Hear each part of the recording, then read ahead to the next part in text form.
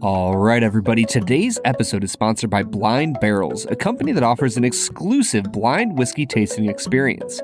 Bob and I tried their product in season 6, and it led directly to this ad because we are such huge fans of what they are doing. If you are interested in sampling the very best in American craft whiskey, then use our code FILM10 at their checkout for 10% off a yearly or quarterly subscription, or even off a single box to try it out. And remember, if you're hunting for rare whiskeys, you can always buy the whiskey you've tried on their website, often at prices cheaper than MSRP. Check them out at blindbarrels.com and use code FILM10 for 10% off on your order. In 2003, director Clint Eastwood and star Sean Penn gave the world an anti-cathartic journey into the depths of personal pain. In 2023, we tried the second of our 5-sample flight of Buffalo Trace products. The film is Mystic River. The whiskey is Benchmark Small Batch. And we'll review them both. This is the Film and Whiskey Podcast.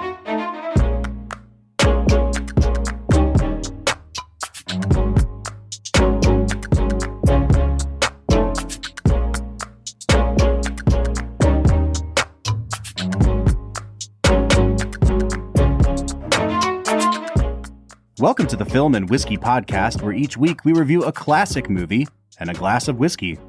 I'm Bob Book. I'm Brad G. And this week we are keeping the Clint train a-rollin', Brad, with our second film in his lineup. This is 2003's Mystic River.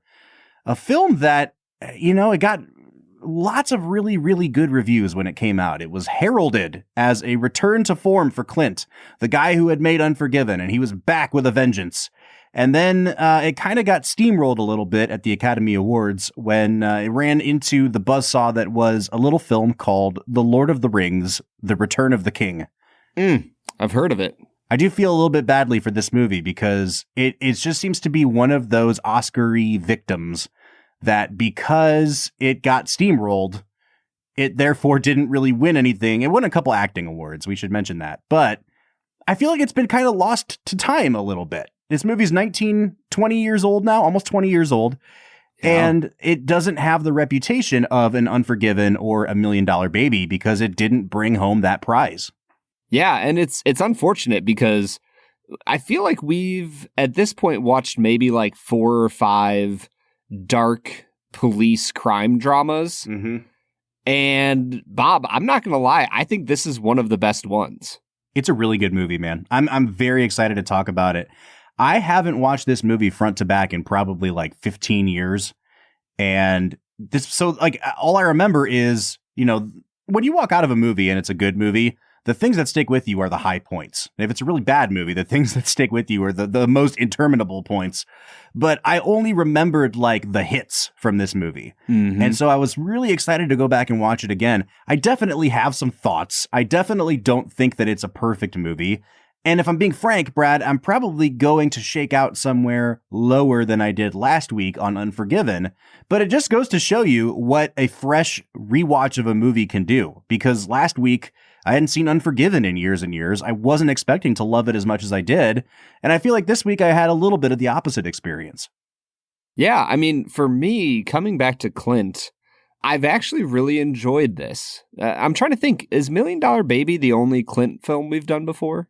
It was the only one that he had directed. Yeah, we watched, okay. The Good, the Bad, and the Ugly. But yeah, other than that, yeah. Okay, so yeah, I am growing in my appreciation for Clint because I really liked $1 Million Baby. I loved him in Good, Bad, Ugly. And so far, I have really enjoyed Unforgiven and Mystic River. So if I'm going to be honest, I've always thought of Clint as like, I don't know, like an old curmudgeonly man who somehow has like clung on the edges of Hollywood for like 80 years. Mm-hmm. And I'm realizing dude is a daggone good director. He's a great director. And he's a much more complex figure than I think people give him credit for. And I don't mean to get off on this tangent, but I kind of figured at some point in our 3-episode series here, we would talk about this a little bit.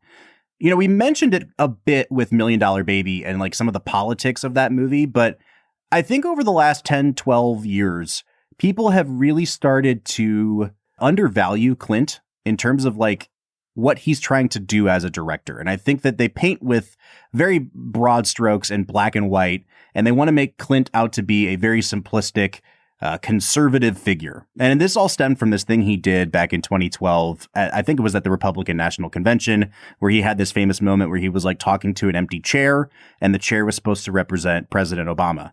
And ever since then, people have been saying like, Clint's just a right wing so-and-so. And I really think that undervalues the nuance. I don't think they're using the word so-and-so. This is a family podcast about whiskey, Brad. Come on. Sorry, Bob. Continue. I think it really undervalues the nuance of a person like Clint. And for years and years, people have speculated that he's probably like a libertarian. I see that in his movies a lot. He's a guy that wants to be left alone and he wants the government to leave people alone. He wants people to be able to forge their own way.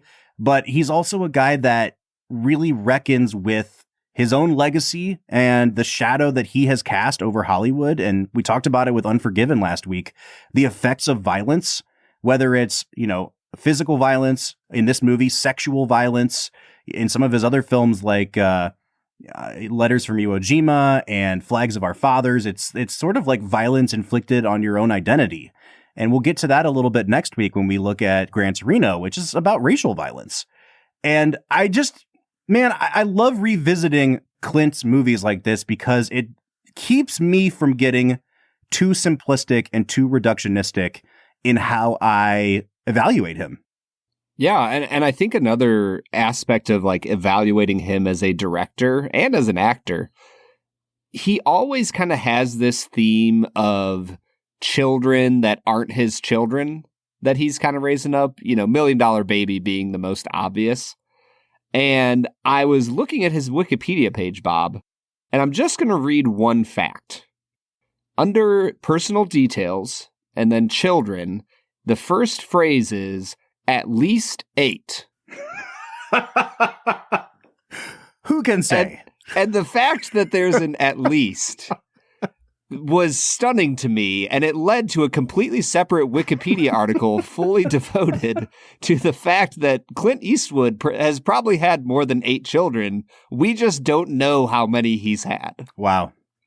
And it just it honestly shed some light where I'm like, the whole thing in $1 Million Baby of him, writing letters to his daughter, and in Unforgiven, he's taking this kid under his wing. And, in all of these films, you have him doing these things that you're like, oh, he doesn't have a great relationship with his kids. And he's dealing with that through his movies. Because as we know from... Yeah, he's Spielberg, right? Yeah. He's the reverse Spielberg. All right, man, let's get into talking about this movie a little bit. And in order to do that, we need to segue into America's favorite segment, our favorite segment. Everybody knows it's Brad Explains. Brad's gonna give us the movie plot with only 60 seconds ticking on the clock. So let's go ahead and hear your take with this little segment that we call Brad Explains. Now, Brad Explains is the part of the podcast where Brad breaks down the plot of the movie that he has just seen, often for the first time. Brad, I think this was your first time seeing Mystic River. Am I right? Yeah, it sure was. So what we do here is we put 60 seconds on the clock. Brad has to explain all the details of this movie as he remembers them. This is a spoiler-filled conversation, folks. We've kind of neglected to mention that in our season premiere last week, but you found out about halfway through what happened to Gene Hackman. So, oops, sorry. Once again, this movie is 20 years old. You could have had a baby and the movie came out and it would be a sophomore in college by now. If you haven't watched the movie at this point, I don't know what to tell you. We're going to get into spoilers. Brad, you have 60 seconds to break down the plot of Mystic River, and go. Jimmy, Sean, and Dave are young childhood friends in a rough part of Boston when Dave is taken off in a car. Not just spoiler warning, but content warning. Sure. Is that fair, Bob? Sure. He is taken off in a car and abused for about 4 days until he's able to escape. And then we see them fast forward into the future. Sean is a police detective, Jimmy is a ex-con, and Dave is a low-level blue-collar guy. All of them are married and have a few kids. And Jimmy's 19-year-old daughter is brutally murdered, sending Sean onto a massive manhunt to try and find the murderer. Dave has some psychotic breaks with reality because of his past and is suspected to be the murderer of his friend's daughter. However, it turns out that he killed a child pedophile. 5 seconds. And he gets killed by Jimmy because Jimmy thinks he killed his daughter. And there's Mystic River. Yeah. Okay, Brad, I'm going to press pause on diving right into the depths of this movie because it is a heavy movie. And I think in order to have the conversation we need to have about this movie, we're going to have to drink some whiskey today. And I think it's time for us to talk a little bit about what's in our glass as we get into Mystic River, because I'm going to be relying on it a bit. So, Brad, can you introduce this whiskey to our listeners? Yeah, so today we are drinking Benchmark Small Batch. Now, this is a whiskey, according to the bottle, of the highest quality. So, just as Will Ferrell in Elf says, congratulations for making the world's best coffee. Benchmark, Buffalo Trace, congratulations of making the whiskey of the highest quality. You did it. You did it. This is a 90 proof whiskey that is a Kentucky straight bourbon whiskey. It is a part of a lineup of 5 whiskeys that we're going to be reviewing in a row that basically take Benchmark, a $10 whiskey, and they said, hey, what would happen if we upped the quality like literally by the barest minimum? How much more money can we charge? Turns out they can charge 50% more because it got marked up from $10 of regular Benchmark to $15 in last week's Top Floor. And now we're bumping it all the way up to, I think, $18 this week. Yeah, $18. So yeah, we'll see. We're doing like a little mini version of something we did way back in, I think, season 2 that we called the Springtime of Swill. And we're using Benchmark as a label that, it's our test case. I have to say, after last week, Brad, Benchmark Top Floor, decidedly not swill. Yeah, I was very impressed with our Top Floor. For $5 more, I think that it is a marked improvement over the regular Benchmark and well worth your money. All right, it's time for us to dive into this movie, Brad, and I think I want to start by going at some of the lighter elements of the movie before we dive into the depths of humanity here. So, this is the 3rd movie that is based on a book by Dennis Lehane that we have done on the show, after Gone Baby Gone and Shutter Island. Also very heavy movies. Dennis Lehane is a dark individual. Him and the dude who wrote Taxi Driver are probably like best friends. Oh my gosh, Paul Schrader. Yeah, I have to imagine. But, Dennis Lehane's novels are not always considered like high literature. I think they're kind of talked about in the same vein of like a James Patterson. And obviously I think he's getting at themes that are a little bit darker than like a Tom Clancy book. But it's so interesting to me how the adaptations of his work always seem to be like really, really well done and of the highest quality, like our benchmark for the day. I think to this day, I think Gone Baby Gone is Ben Affleck's best movie as a director. I think Shutter Island is kind of an unsung masterpiece from Scorsese, and Mystic River is one of the best movies that Clint has ever done. Yeah, it is incredible to me how his works are so easily adapted into really great movies. Do you know if any of those 3 won Best Adapted Screenplay? I don't believe so. No, I don't think so. Because I'm pretty sure, I'm going to say Lord of the Rings won for this year. Maybe not, but that would make sense. I think the only 2 Oscars this movie wins are for its lead actor and its supporting actor. But we will get to that, Brad. I asked this question about Dennis Lehane because I want to know, as a guy who lived in Boston for a period of time, this doesn't seem like the most accurate Boston movie. Like, it seems, I have to say, like, the lived-in environment of the neighborhood is perhaps one of the better Boston movies I've ever seen. But then all of the accents are like way all over the place. Like, and I'm not from Boston, so I think you can easily fool me if you just commit to a Boston accent. The problem is that there's like 5 different people doing 5 completely different accents in this movie. And they just, it doesn't have the believability of a movie like Gone Baby Gone did in that department. That's interesting. I don't know if I would say the Boston accent is universal in Boston. I think that you probably would encounter something a little more like Mystic River.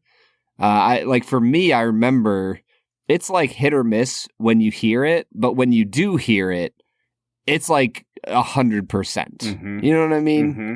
And so I think that makes sense. The best lived in feel I think I've ever seen in a Boston movie is Gone Baby Gone. Mm. Like that one, I feel like just nails the reality of Boston in a very unique and interesting way. All right, so maybe this is a segue to get us talking about the performances, because I really do want to dive into this cast. It is a pretty stacked cast, and even some of the people who weren't really famous before this movie went on to have really good careers, like the actress that plays Jimmy's daughter, Emmy Rossum. I think the year after this, she gets the starring role in the movie adaptation of The Phantom of the Opera, and she's gone on to have a really, really great career. So it's just cool to see, like, huge A-list actors in this movie, and then some younger actors that I'm like, oh, I know that kid from this and this. Yeah, so Confessions of a Teenage Brad. Emmy Rossum, after watching her in Phantom of the Opera, massive crush. Oh, there you go. I mean, I just thought she was the cutest thing on the planet. Oh, this was a rough go for you then, Brad. This was a rough go. Yikes. She exits scene left pretty early. She sure does, man, in a pretty brutal fashion. She also was only 16 when she made this movie. Oh, wow. That's crazy. You know what's funny is very, very young. So her character is supposed to be 19 years old, and there's a scene early on in the movie where Tim Robbins' character is drinking at a bar. He sees her come in with some friends, and they all get up on the bar and start dancing. And it looks like her friends are 37 years old. Yes. Here's the thing. I was scrolling IMDb while watching this movie. They were both 19. They were actually 19 years old.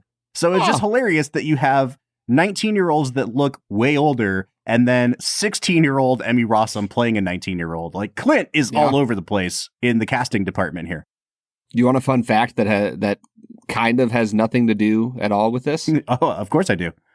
In Gilmore Girls, the best friend, I think her name is Kim. She is played by like a 36-year-old woman, but she's representing a 14, 15, 16-year-old girl. Oh, that's like the one in Harry Potter that we always talked about. Moaning Myrtle was like 40 years old, right? Yes. Yeah, 100%.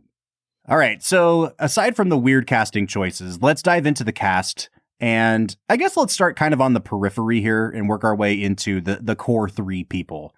And I'll start with Lawrence Fishburne, because I think that his character represents the part of the movie that worked the least for me, and that is the police procedural part of the movie. Because this movie, like, I almost felt like it was halfway structured as a police procedural, and it was halfway structured as something entirely different. And so because of that, I never felt like this movie had a ton of forward momentum, or not even momentum, but like, the whole movie felt a little bit scattershot to me, if I'm being honest, Brad. Like, I like going on interviews with detectives as they're like canvassing the neighborhood. That's awesome. I like the solving the mystery part of it. That's awesome. But it had so much less capital A acting in it. And we'll get to the Tim Robbins of it all here in a little bit. But like, Sean Penn and Tim Robbins are like very nakedly trying to win Oscars in this movie. And so is Laura Linney, and so is Marcia Gay Harden. And Kevin Bacon and Lawrence Fishburne are just being cops. And so because their style of acting is a little more naturalistic and a little more subdued, it almost kind of makes the movie feel deflated every time you keep going back to them. And Lawrence Fishburne, for me, is really like, he epitomizes that, because he's just like the cop who's kind of an a-hole and kind of makes too many jokes for a movie like this to have in like, if I'm being honest. And so that whole part of the movie just doesn't really click for me. Yeah, I think that Lawrence Fishburne feels like he's playing the same character that he played in Mission Impossible 3 more than he is in a dark drama about, you know, a kid being abused as a child and the murder of a 19-year-old girl and how it just rips apart these men's lives.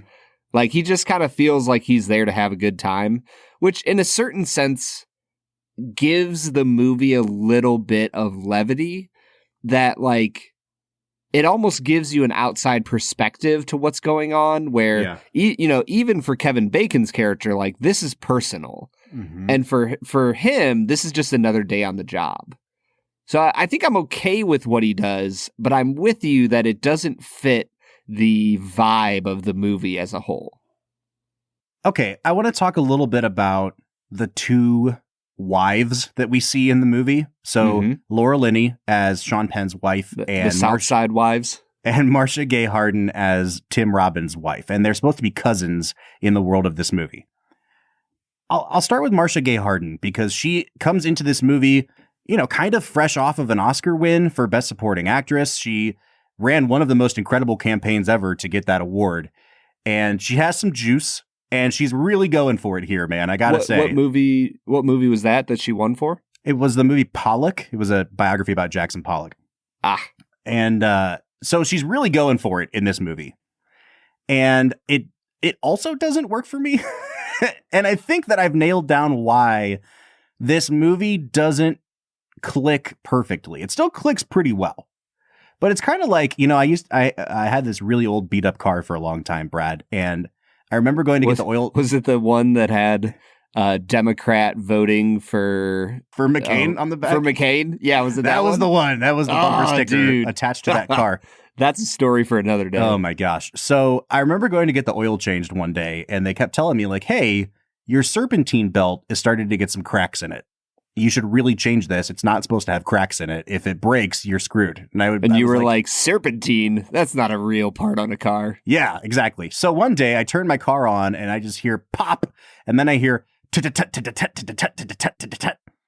and by the grace of God, I pop the hood of this trunk. My serpentine belt split like vertically. Like it just, like half of it fell off, but it didn't split across. I was like, how is this possible? My car was still functional. I drove it right to the shop and got it changed. I say all that to say, like, my car still worked. My car was not at 100%. And I feel like this movie kind of functions as like the faulty serpentine belt version of the platonic ideal of this movie. The way you described it, it sounded like your car started playing the movie Whiplash as you started it. Pretty much, man.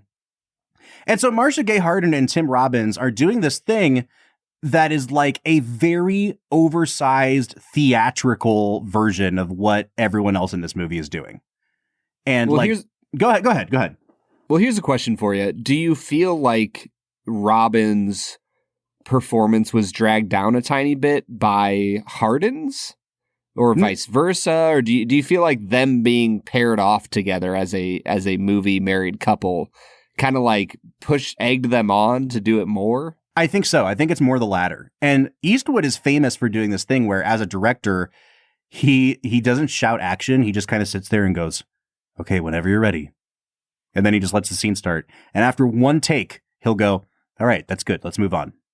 And Matt Damon tells this really great story about when he worked for him. And he was like, yeah, I think I really just want to do like one more, like that was my first take. And Clint Eastwood just looks at him and goes, why? So you can waste everyone's time? and Clint really does think his philosophy as a director is you get the most visceral, unthinking version of it on the first take, when they don't have time to like second guess themselves and ask themselves like, what did I do right? What did I do wrong? I also think the downside of that is that a lot of times you get like the biggest, like most histrionic performance of this. Because they know that this is their one take. Yeah, and they just haven't had anyone to like talk them down yet, And so there's a scene where Marcia Gay Harden goes outside and she gets questioned by the cops, and then she's like scurrying up the street and she's looking behind her, and it's like the most like Looney Tunes version of somebody playing like, I'm afraid of the cops, I gotta walk away. And I just feel like both of them, their performances go so over the top with it. Yeah, I think you're crazy, Bob. I love Tim Robbins in this. I'm kind of with you on Marcia Gay. Like, she's good, but by far not the best actor or actress in this film. I really like Tim Robbins in this. I think that he has an honesty in his eyes that as the film goes on and his madness becomes more apparent, and I say madness not in a derogatory way, like what I should say is like genuine psychological trauma as it resurfaces. Like, I think that Tim knocks it out of the park. I think he might be, him or Sean Penn would be my favorite in this. Yeah, I think, so I'll get to Sean Penn in a second because I really loved him in this. I love Tim Robbins as an actor, and I think that especially like in Shawshank, he is incredible in Shawshank. And maybe should have won the Oscar for Shawshank, if I'm being honest. Mm-hmm. He wins an Oscar for this movie, so I know my opinion is in the minority on this, but there's a couple line readings in particular. It's like this scene where he's watching a vampire movie on TV, and he starts trying to explain to his wife how, like, you know, maybe being undead isn't so bad. And he's trying to explain his trauma, but he has this line reading where he's like, it gets inside. He says it just like that. And it was like unintentionally funny to me. And I am a terrible person, and I know that. But again, I think that the one take Clint Eastwood thing does not help Tim Robbins in this movie. I think he just goes a little bit too over the top with it. And it's like someone gave him this script and he was like, wow, this guy is really psychologically damaged. What are all the ways that I could play psychologically damaged? And he just did all of them in one performance. He has like the weird voice that he affects sometimes. He has the mousy demeanor. He does the mumbling thing every once in a while. And then he goes like way over the top with the crazy eyes and stuff. And it's just not a believable sort of mental deterioration for me. And I think that was honestly, like, I was shocked that I had that takeaway this time around, but that was probably my biggest issue with the movie is his performance. Yeah, I'm not sure how to say it other than just to say it worked for me. Yeah. Like watching him slowly devolve into madness and then have those moments of clarity and those moments of like, wait, what am I trying to say? Like this isn't reality. This is a new place. And when he finally admits to Jimmy falsely that he killed his daughter, like there's you can see this desperation in him where he just wants to be believed. He just wants to be cared for, even if it means admitting to the murder of his friend's daughter that he did not commit. And so for me, I think that Tim might have been the best actor here. Wow. Yeah, so my hot take, and we haven't talked about Laura Linney, but maybe let's do that now in conjunction with Sean Penn. I think Sean Penn is even better than I remembered him being in this movie. He is just, I mean, and he has his big Oscar-y scene of like, is that my daughter in there? And then the camera pans up as he screams, no! Yeah. And so like, yeah, I get it. But and the scene where Emmy Rossum's lying on the slab. Yeah. Like that's an Oscar scene if I've ever seen one. Yeah, there's some moments in this script that I'm like, you could have used one more revision. There's a scene where they cut to him on the porch and there's nobody else there and he just starts talking into the night and he's like, I don't know who did this to you. It's like, it sounds like Liam Neeson in Taken. He's like, I will find them and I will kill them. And I'm like, all right, well, I don't know that was necessary. We already understand his motivation, but thank you for speaking it out loud to no one, Sean Penn. I feel like Liam Neeson would have been the wrong perfect role or casting choice for Jimmy Markham. The last few scenes of this movie, so the scene where he finally kills Dave and that confrontation and his anguish as he does it, the scene the following day where he's drunken and, slovenly in the street, and then the final scene at that parade are like, they're just a masterclass, man. It's maybe Sean Penn's best acting he's ever done in his career, and I was really blown away with his performance. I was going to say, the only time we've seen him is in our Terrence Malick Tree of Life. Is that correct? Oh, yeah, I think so. And I kind of forgot he was in that, to be honest with you. I was going to say, he was barely in that film. Yeah, I don't know almost anything about Sean Penn other than the scene from Tropic Thunder where they talk about Sean Penn. And I'm just going to leave that at that. If you haven't seen Tropic Thunder, then go watch it at your own delight. Yes. So I don't really know much about Sean Penn as an actor other than to say he's jacked in this movie and he is incredible. I think that there's moments where he is playing it up a little bit. Like honestly, there was times where I felt like he was doing his best De Niro, and not necessarily like he was trying to imitate De Niro as much as he was trying to channel De Niro. Yeah, does that make sense? 100%. And so there's moments, and then honestly, for me, the final few scenes of the movie felt weird. Like back in the early 2000s, you didn't have movies setting up sequels, but I felt like the last 10, 15 minutes of this movie was like setting up some sort of sequel where like Kevin Bacon becomes the chief of police and Sean Penn becomes like the mob boss to beat all mob bosses. Yeah. And it's going to be like Mystic River Part 2. And it just felt out of place with the rest of the film when, you know, Laura Linney is like... It's a Lady Macbeth moment, right? It's exactly... Like, it's literally her justifying what he has done and getting this weird sexual arousal from it. It's like, it's literally Lady Macbeth. And I kind of wanted to get at this a little bit. Laura Linney's fine. And like, I really don't have much more to say about her. Like, the reason she took this role is for that one scene, because other than that, she's in the movie for like 48 seconds. Mm-hmm. So you knew when you saw her that there's going to be some sort of big scene at some point, because otherwise, like, it's a pretty thankless role. Well, I will say, like, the few tiny parts she had before that, I actually really, really liked her. Oh, she's a great actress. Yeah. Like, when she's calling him out saying, hey, you have 2 other daughters. Like, the way she does it, you can tell that she loves him and her stepdaughter, but she's also trying to drag him into reality of saying, hey, you got 2 other little girls to care about. I loved her there.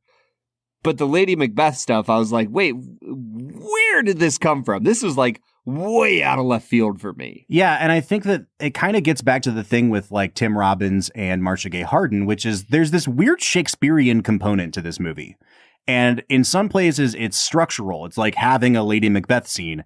And in other places, it shows up in the way that the performances happen and the theatricality of those performances. And it does kind of contribute to why I think this movie is a little bit muddled, because those last scenes, you know, there's this great scene in the street with Kevin Bacon and Sean Penn, and they're talking, like, Kevin Bacon lays out the whole thesis of the movie of, like, sometimes I think we all got in the back of that car and we're all just, you know, what is life, honestly? Like, is this really what things are? Yeah, and that's where the movie should have ended. It should have ended there, right? Yep, yeah. And I'm not saying that what comes after is bad.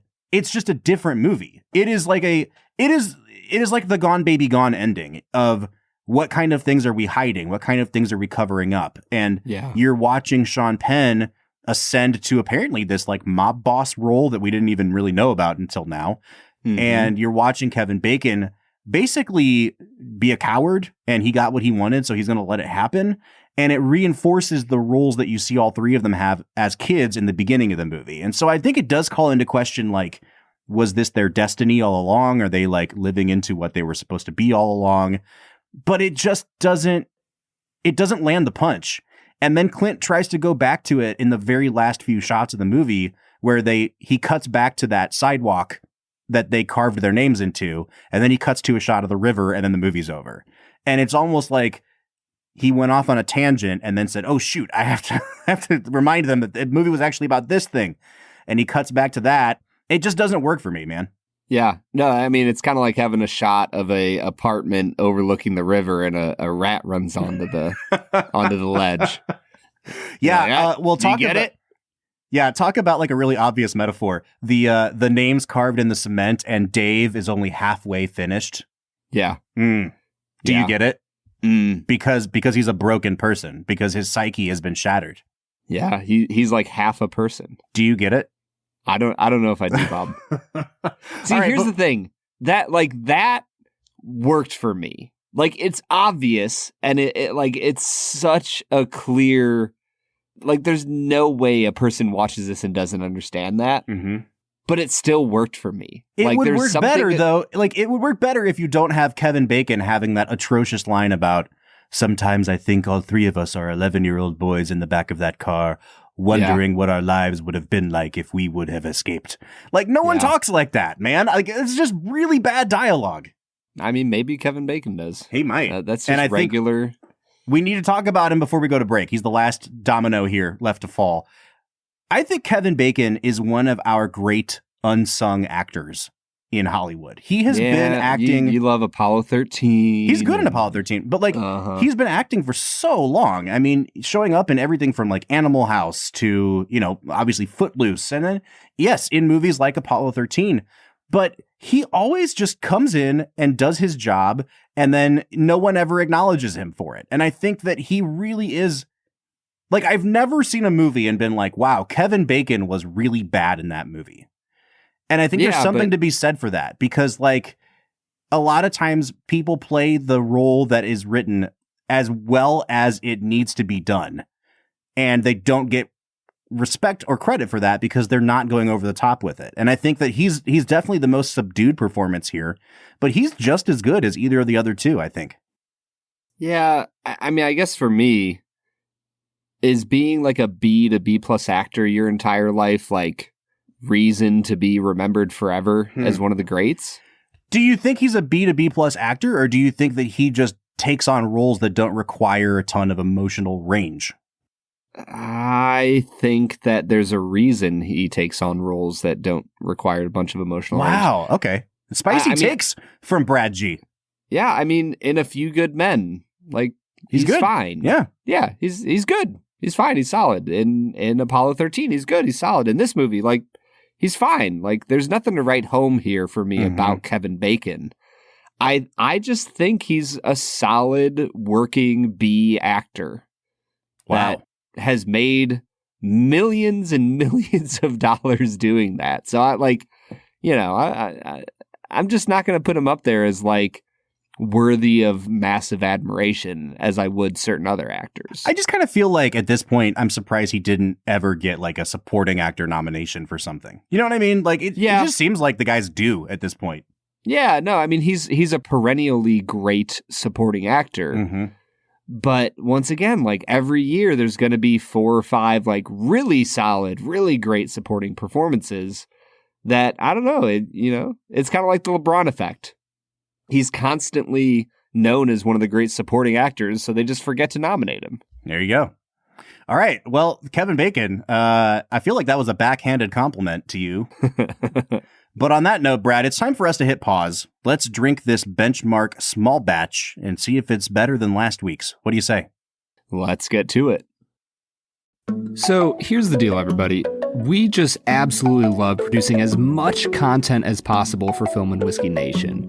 But if our regular episodes aren't enough for you, then you can head on over to patreon.com/filmwhiskey, sign up for one of our memberships, and you will get a slew of extra content for your listening pleasure. Check us out on patreon.com/filmwhiskey. All right, everybody. Today we are talking about Benchmark Small Batch. Now, Bob, this is the second expression of this, 5-tiered benchmark lineup we are investigating.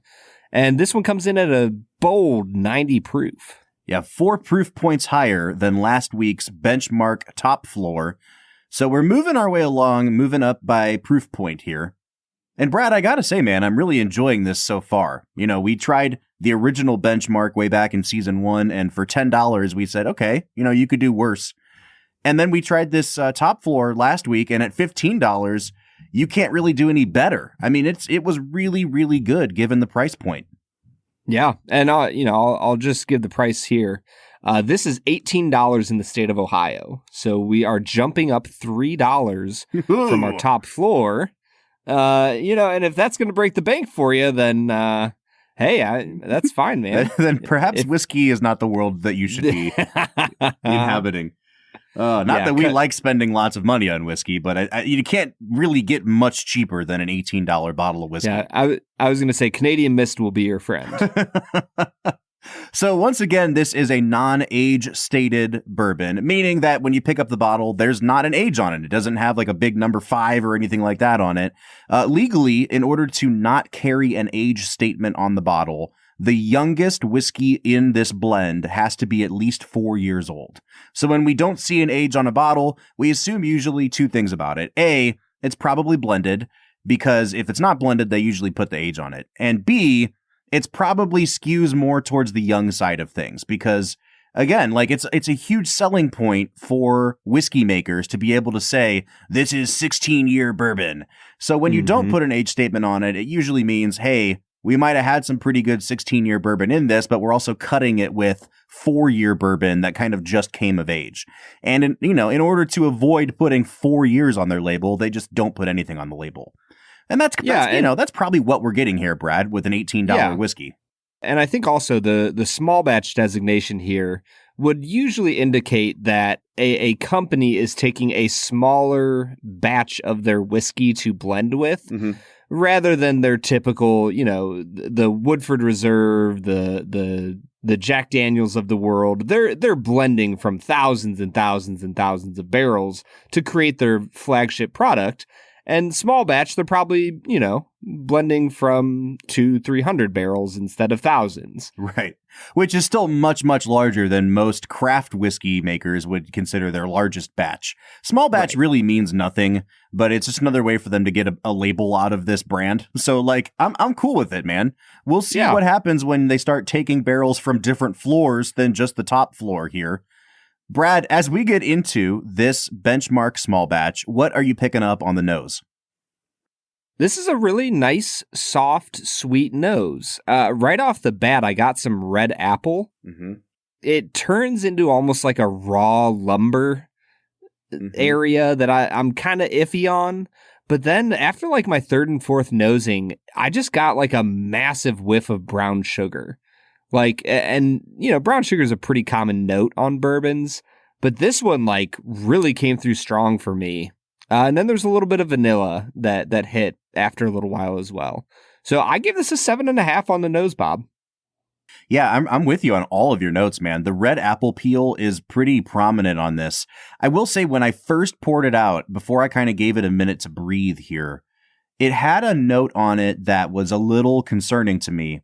A few seasons back, we tried a whiskey that we have since proclaimed as probably the worst whiskey we've ever had on this show, Brad. I don't need to mention what the name of that whiskey was, but there's a very prominent note of like wet cardboard on there. And this had that kind of like cardboard mixed with a note I also get on some young astringent cheap whiskeys, which is like the chemical cleaner Tarnex. And I was like, oh gosh, this is going to be like really, really bad, isn't it? Super grainy. And flashbacks. I was having like Vietnam flashbacks. like the beginning of Apocalypse Now was happening with me. And you've never even been to Vietnam. I haven't. I've only watched Apocalypse Now. So as I'm sipping it, I'm like, oh gosh, as I'm nosing it, I'm like, oh gosh, this is not good. But given time, it really did open up. It became super pleasant. There was a lot of brown sugar on this, not so much maple. And like you're right, like a big glug of vanilla extract right on the end of it here. I like it quite a bit. I'm going to give it a 7 out of 10. Yeah, and then we get into the palate. Bob, this is just like a really nice classic bourbon.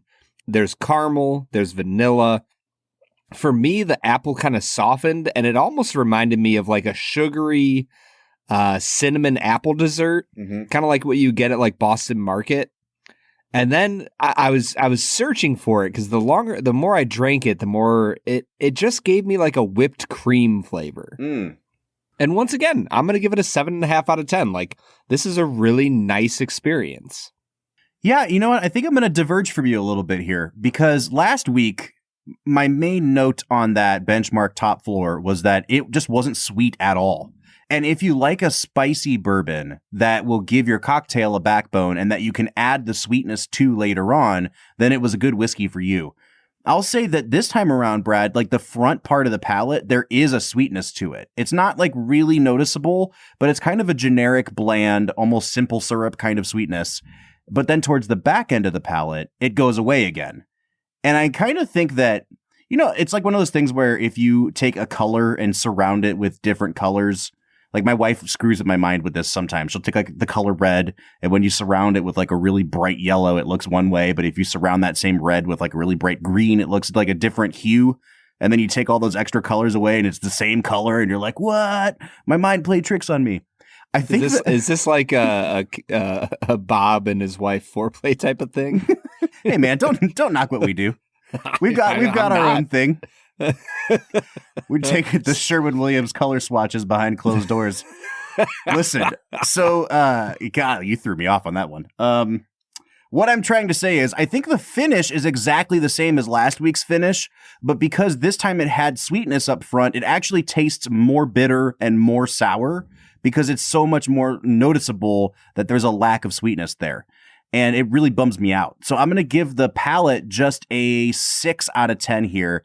And I'll also give the finish like a 5.5. Man, that is brutal, Bob. I gave the finish a 6.5.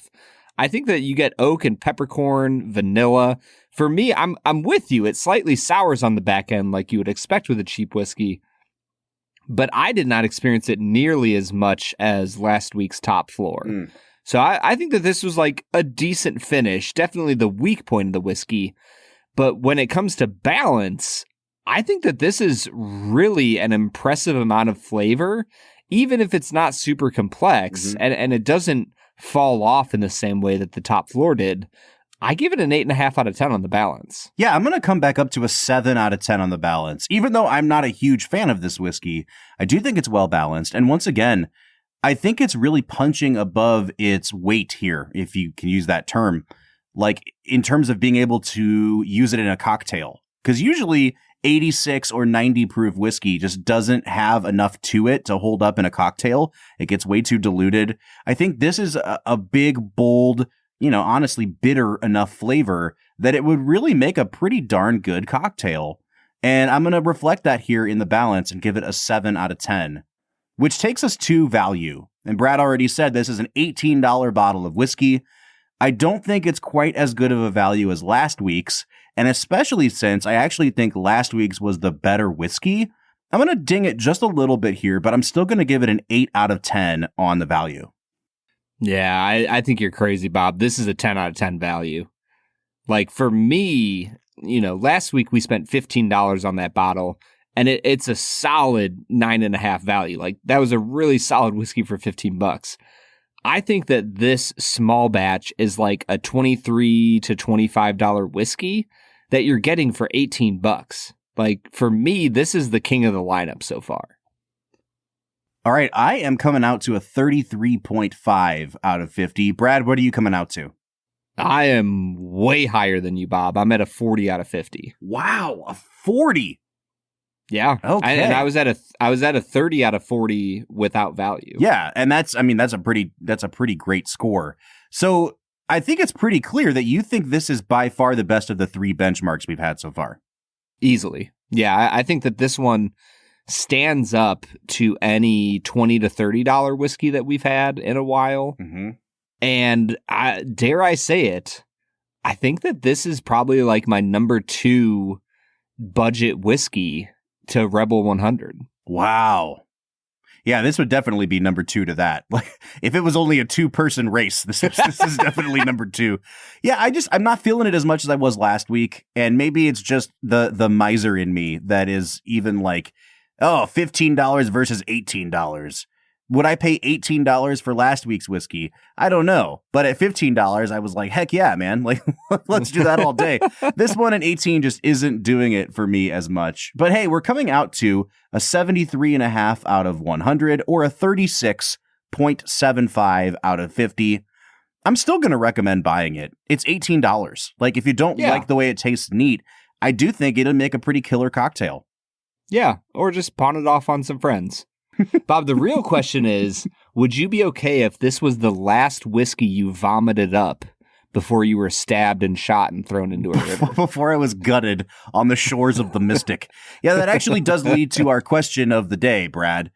What is the perfect pairing for Mystic River? Is it this benchmark? Ooh. Because, I'm watching the movie and I see that they're drinking, in one scene, Jack Daniels. In another scene, they're drinking Wild Turkey. At no point did they drink Benchmark. They drink Tullamore Dew. Well, of course they did. It's Boston. I do think like an Irish whiskey is probably the best pairing for this movie. Yeah, easily. But not an expensive one. All right, man. What do you say we get back into talking about Mystic River? Let's get to it. All right, everybody. That was Benchmark Small Batch, a whiskey that Bob was wrong about. I gave it like a 33 or a 35, man. That was the wrong score, Bob. Well, I guess you did give it a 40, right? Yeah. No, I really enjoyed it a lot. Well, you know what I really enjoy, Brad? What's that, Robert? Being 1-0 at the game of kings that we call Two Facts and a Falsehood. Brad is gonna try to stump you both to alright and what is wrong. 2 facts and a falsehood. 2 Facts and a Falsehood. The game where Brad presents 3 items to me as fact about the making of this movie, one of which is a bold-faced lie, and it is my task to try to figure out which one Brad has made up. Now, Brad, I am 1-0 on the season. I am very, very excited to double my wins on the year. I'm feeling pretty confident, man. So, Brad, hit me with your 2 facts and a falsehood. Yeah, fact number 1, the studio executives at Warner Brothers wanted Clint to shoot this movie in Toronto to save money. Eastwood refused and pushed to have this movie completely shot in Boston, where it is set. Fact number 2, during the scene where Jimmy Markham steps into the morgue where his daughter Katie is lying on the slate dead, when he is emotionally promising revenge, Emmy Rossum burst into tears, saying that the scene was so powerful and moving, and Sean Penn was so amazing. Fact number 3, Eastwood, famous for films arriving on time and under budget, saw Mystic River become a rare outlier in that regard, running over its $30 million budget by about $5 million. I'm going to say that number 2 is the falsehood, and I have no idea why, other than it features Emmy Rossum, and you really like Emmy Rossum, so I figured she's probably on your mind a little bit here. So I'm going to say 2 is the falsehood. 2 is not the falsehood, Robert. No!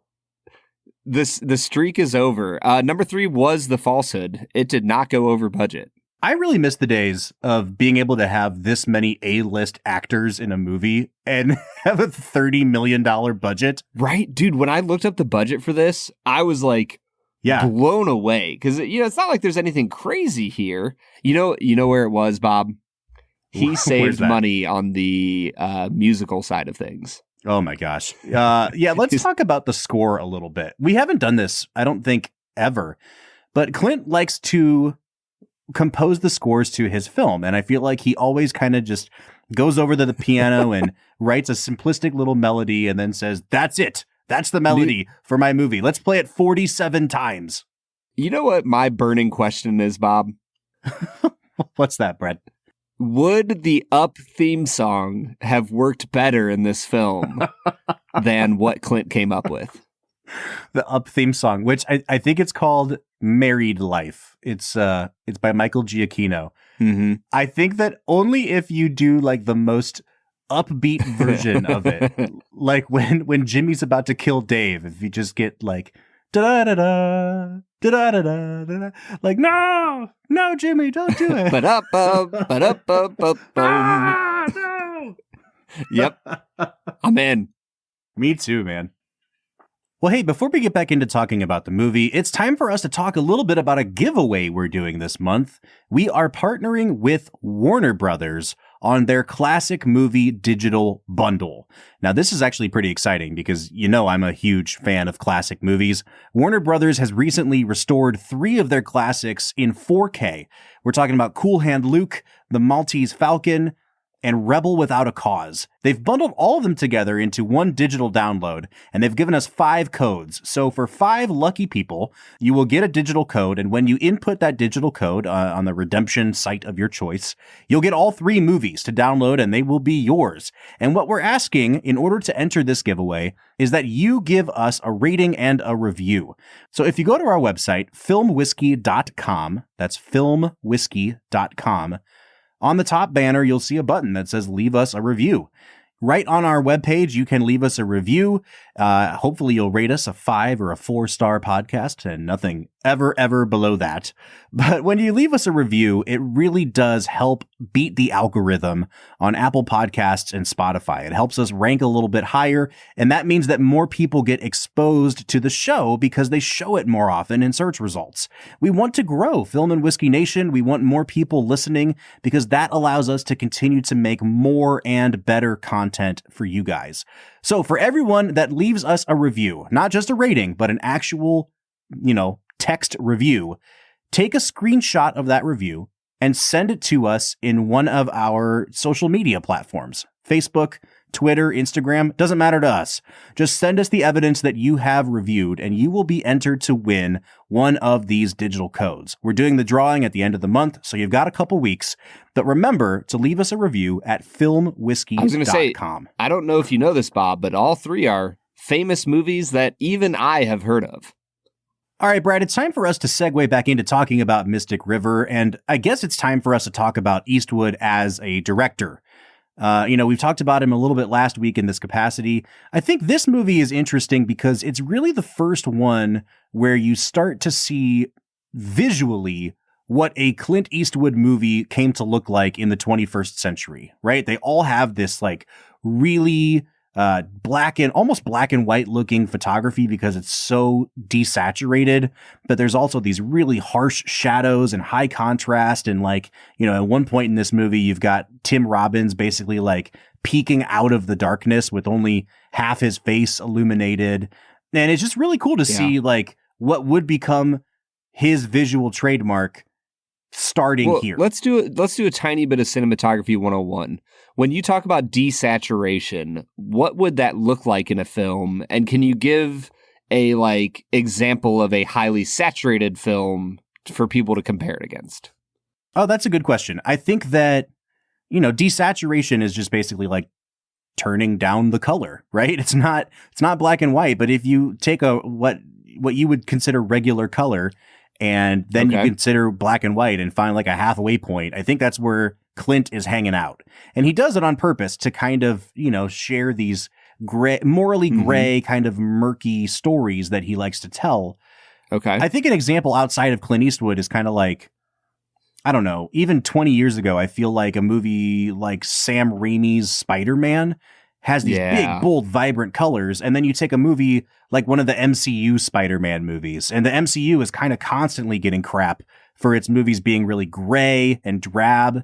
It's not always desaturated, but it just has that sort of drab gray look. Yeah. I think the comparison of those two is kind of similar to what I'm getting at with Clint here.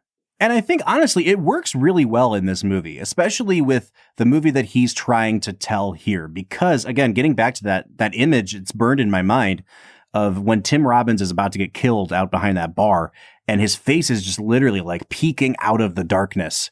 It's so profound. Like, it's just like a great cinematic image, and it's lit perfectly. And I think with a movie like this and with $1 Million Baby, it works really well because of the themes of those movies. I just don't know that it always needs to be his thing in every single movie that he does. Yeah, and I think that for me, it works a little bit better in $1 Million Baby because he's so specific in that film about how he uses lighting. Whereas in this one, it feels a little more like he's not quite as careful about where the light falls on each, actor or actress. And yet it's still a little bit, like you said, desaturated and dark. And so for me, this film almost looks a little more, what's the word I'm looking for? Like blobby. Like the delineation between light and dark is not very sharp. And even as I say that phrase, maybe that's the whole point. Yeah. To point out, hey, the delineation between good and evil is really difficult to find here. But in $1 Million Baby, I mean, it feels like Citizen Kane in the way he uses shadows, and I just enjoy that style more. All right, man. I don't really have too much to say about Clint as director here. I think this is one of his better movies directing actors. I think he gets, obviously, like he directs 2 different actors to Oscars in this movie. But I will say that I think going off of what we said last week about sort of the thematic exploration that Clint goes on from Unforgiven on, where I think every single movie you can categorize under this giant umbrella of the effects of violence on human souls. And in this movie, it's obviously the fallout of sexual violence. Do you think, Brad, that this movie explores that theme as effectively as Unforgiven explored the theme of physical violence? I don't think so. Okay. And I think the reason why is that Dave is not the main character here. You know, like I think about Gone Baby Gone, and I think about Casey Affleck as, you know, the main character in that film. And if you really wanted to dive into the effect of sexual trauma on, you know, especially childhood sexual trauma, you needed to spend a lot more time with Dave. But this movie wasn't about that. It was about how trauma affects a group of people. And so, therefore, you were spending a lot more time with Sean Penn and Kevin Bacon. And so I just don't know if, you know, maybe the book by Dennis Lehane, you know, oriented him in this direction. But if you're looking at this as purely an exposition of childhood sexual trauma, I don't know if this is quite it. Got it. I think, Brad, that we're going to go ahead and segue into let's make it a double here. But I think, you know, you've probably been able to catch my drift so far across this episode. This movie let me down a little bit. And I still think that it is much more successful in the balance of things than it is unsuccessful. But right before we started this series of Clint movies, I was like, man, I'm so glad that I put Mystic River in here because I think it's my favorite Clint Eastwood movie. And I have very quickly changed my opinion on that because I just think that almost every decision in Unforgiven was not just the right decision, but like an all-time great decision. That movie is like unimpeachable for me right now in my mind. And Mystic River has a lot of hiccups that I don't think, you know, whether it's in the scripting, whether it is in the editing, whether it's the performances, it's just not quite living up to the standard that Unforgiven did. And because of that, I don't think it does as good of a job exploring the themes either. So, Brad, that takes us to our final segment of the day, which is called Let's Make It a Double. We're near the end of the episode, so thanks for listening to the Film and Whiskey Show. Let's pair another film with this one, even if it's a struggle. It's our final segment of the day, now let's make it a double. This is the part of the podcast where we each pair this movie up with another film to make the perfect double feature. Brad, this is a hard one to do because it's a heavy freaking movie, and I don't know that I would want to watch a second movie after watching Mystic River. But we have a task ahead of us. We have to fulfill it for the sake of Film and Whiskey Nation. What would you pair this movie up with? Man, I've really been like racking my brain for movies that would fit with this thematically. And I think that if you're willing to just get really drunk and have a really sad evening, I would pair this with Gone Baby Gone. I don't know if I will ever watch that movie again, even though I think I gave it a 10 out of 10, maybe a 9.5. But for me, the movement from Mystic River into watching Gone Baby Gone just feels like a foray into the realm of like, what do you do when the world is just completely jacked up? Yeah. And what effect does that have on the human soul? And I think both movies deal with those themes really, really well. And it would be a really sad evening. So there you go, Film and Whiskey Nation. Go cry a lot. I think that's a really good pick. And I think it is probably the right pick. But just for the sake of having something else, it's a movie I'll probably never get to talk about again. There's a movie that came out about 10 years ago. And I think it's like a Danish movie. It has the actor Mads Mikkelsen in it. Do you know that actor, Brad? Yeah, he's the dude who cries blood in Casino Royale. Casino Royale. That's him. The movie's called The Hunt, and it's a movie about a kindergarten teacher that gets falsely accused of like sexually touching one of his students. Like a little girl makes up a lie about him, and the whole movie is just about like the town around him treating him like a pariah. And it really gets into social dynamics and like mob mentality and what the fallout of an accusation like that does to somebody. It's actually like, it's not as much of a downer of a movie as it sounds like. It's incredibly well acted. And it was on Netflix for a really long time. I remember catching it on Netflix, but it's one of my favorite movies of the 21st century. And I think it deals with enough similar themes that it would be a good pairing with this film. But once again, you might end up finishing the entire bottle of Benchmark small batch if you tried to watch both of these movies back to back. At least you only spent $18. $18, baby. So Brad's pick is Gone Baby Gone. Mine is The Hunt. And that takes us to final scores. Brad, I'll go ahead and go first because I've been kind of hinting at it. I thought I'd give this movie like a 9. I think objectively this movie is probably closer to an 8.5.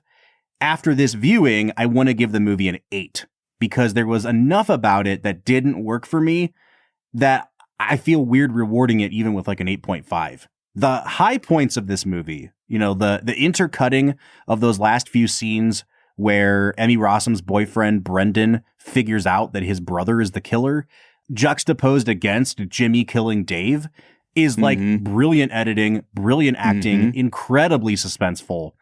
But there's definitely some low points too. And so I think, Brad, I'm coming out to an 8 out of 10 on Mystic River.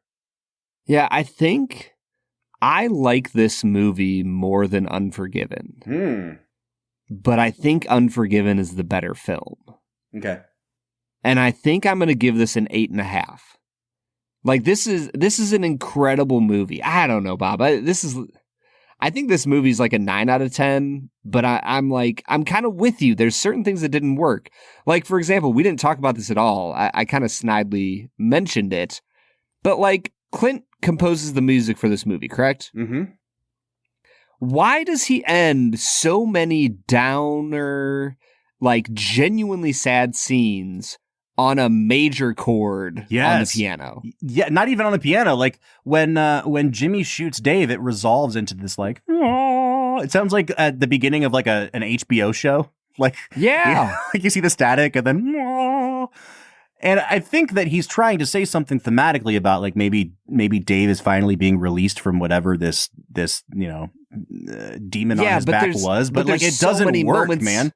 Yeah, and there's so many moments before that where he uses the same like positive, upbeat chords, even played slowly, that I'm like, it just didn't resonate with me. Yep. So there's enough stuff like that in this that I'm going to give it an 8.5. But like I said, I think I like this movie more than I enjoyed Unforgiven.